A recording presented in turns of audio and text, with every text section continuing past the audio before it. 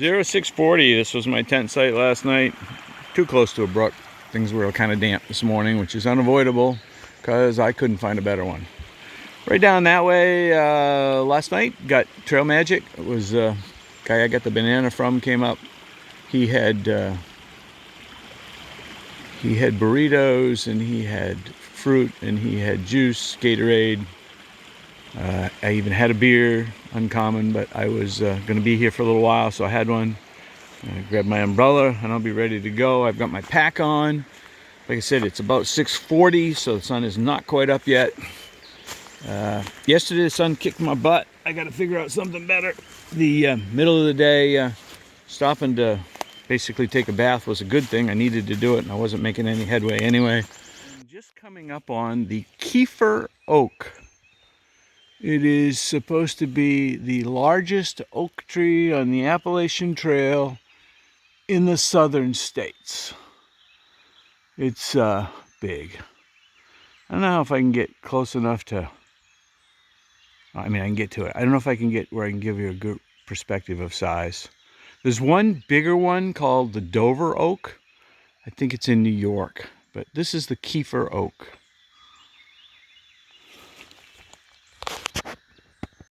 Yeah, I don't think my trekking poles give you much perspective of size. Obviously the vertical posts there you see are 4x4s. It's a big tree. Big oak tree. Not giving any shade yet though. KEEFER oak, north looking south.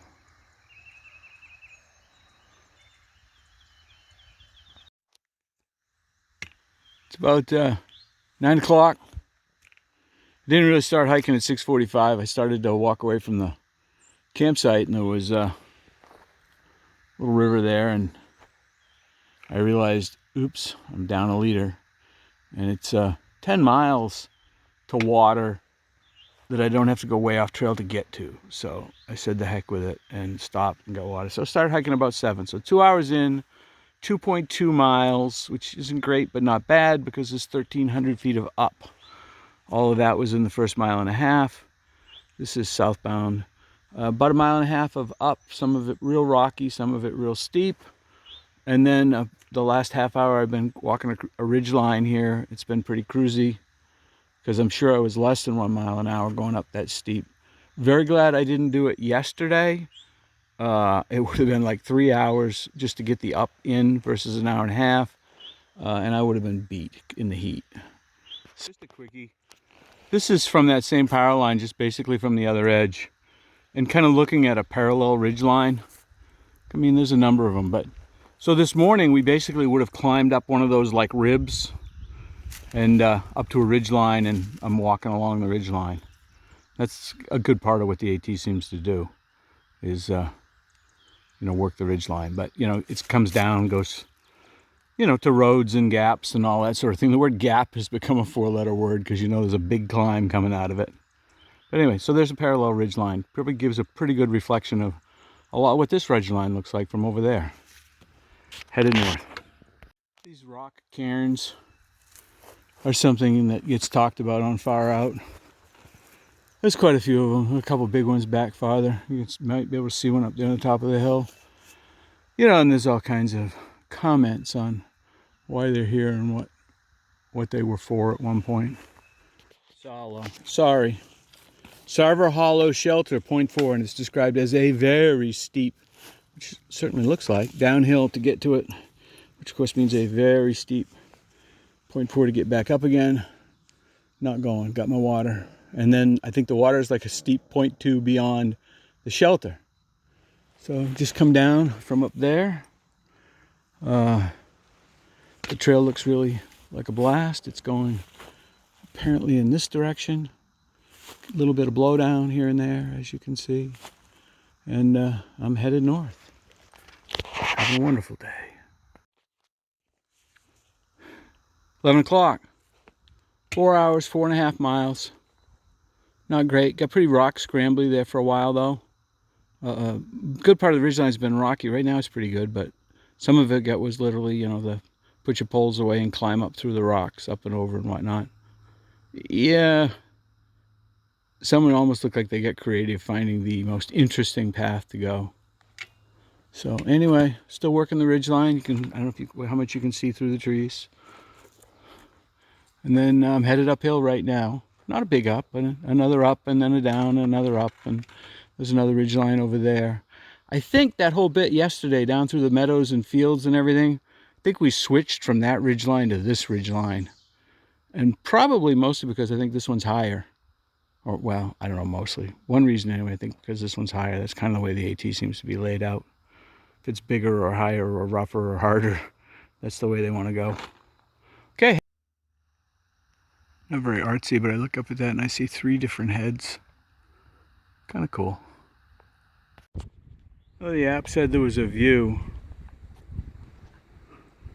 I figured it would be mostly blocked by the trees, but they got a spot where you got a view, whether you like it or not. This right here is looking pretty much south.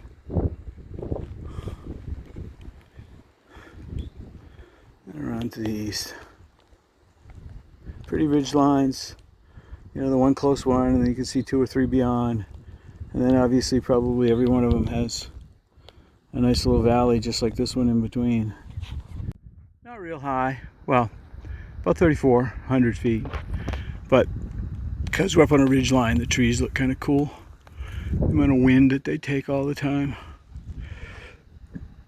This isn't too far from that last viewpoint I was at. You know, maybe half a mile. You see a lot of birds soaring the ridge line. You know, have for days. All these ridge lines, obviously one side there's going to be wind blowing up off in them.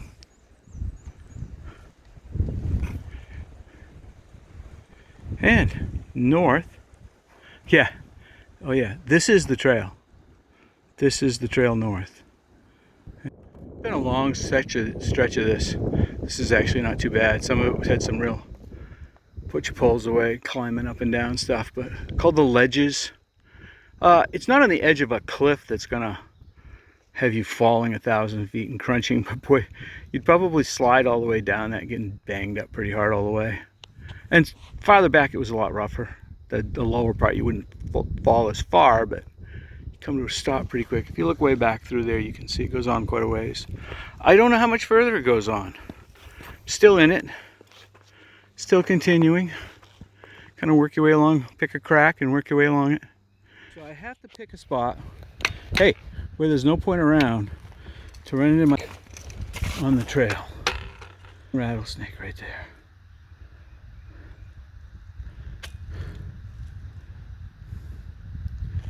He did rattle. He saw me coming. Now I don't know what he's going to do. I also don't know what I'm going to do. He's coming my way. Go the other way. Go the other way. I don't know if they listen.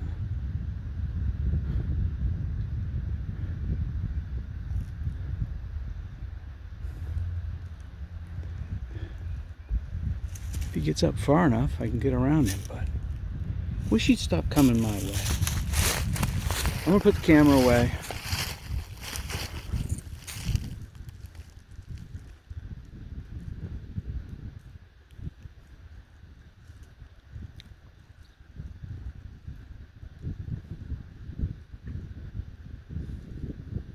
He's now south of me on the trail, so I'm gonna try to head north. And hope I don't see any more. Headed north. The Eastern Continental Divide. 1,920 miles to the Gulf of Mexico and 405 miles to the Atlantic Ocean. Atlantic Ocean seems like it would be a nice place to take a cool dip this afternoon. But 405 miles is a long ways. I think the trail starts to head down here. I'm hoping. I've been working this ridge all day. Well, most of it. Yeah, pretty much. We worked up it and then we worked the ridge. Been down it. It's been rocky at places, and some of it like this was pretty good. I am headed north. Quick video, because I now have a shuttle ride on the way. Nide? shelter. Not far off the trail. You know, you can see it from the trail. Nice big area. Good picnic table. Good fire ring. Got one of the grills that a lot of the Virginians have. They got a nice little seat here somebody's made. There's a nice privy right up in the woods there. Didn't use it, but the guy that did said you have a wonderful privy here. Some tent sites down here, and then there's more back up towards the trail. You go across the trail. There's a Blue Blaze trail. It's pretty long, goes down a ways, but it's really well maintained. I would take trekking poles, or at least if you're all like me. Comes down to a little stream. The trick is cross the little stream, and if you look strangely, the trail seems to continue into the woods because it's going to a much better stream a little bit farther over. There is a little sign there, right where you go to get water. At the first stream, you look up and there's a sign with an arrow pointing into the woods that says water. So you're like, huh? And well, you follow it and there's a much better stream over there. Probably get water at the first stream, but I went to the second one and it was much better. Now I gotta get hustling. I gotta go get my ride.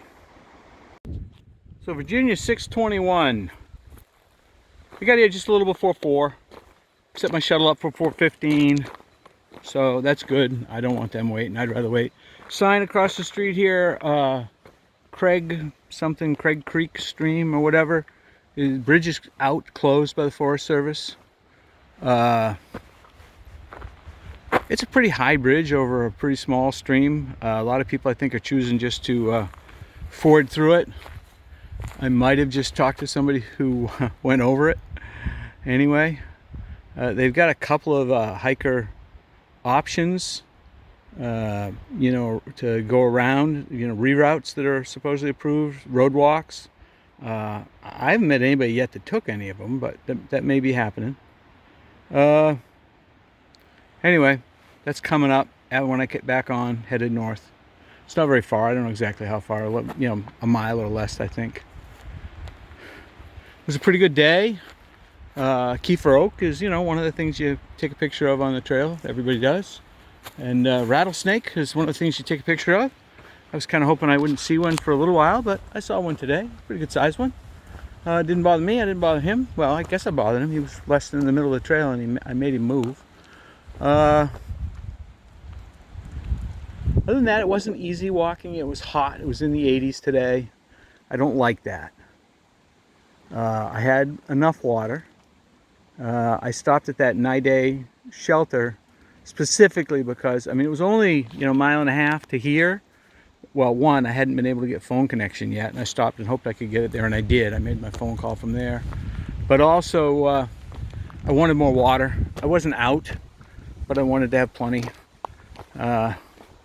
And I was hot, so once I had the water, I drank a lot of it. Because, you know, when you don't have it, you don't have as much as you'd like or unlimited, you know, you're careful. You don't drink it non-stop, and you let yourself get a little bit dehydrated. So I chugged some water and restocked and headed here.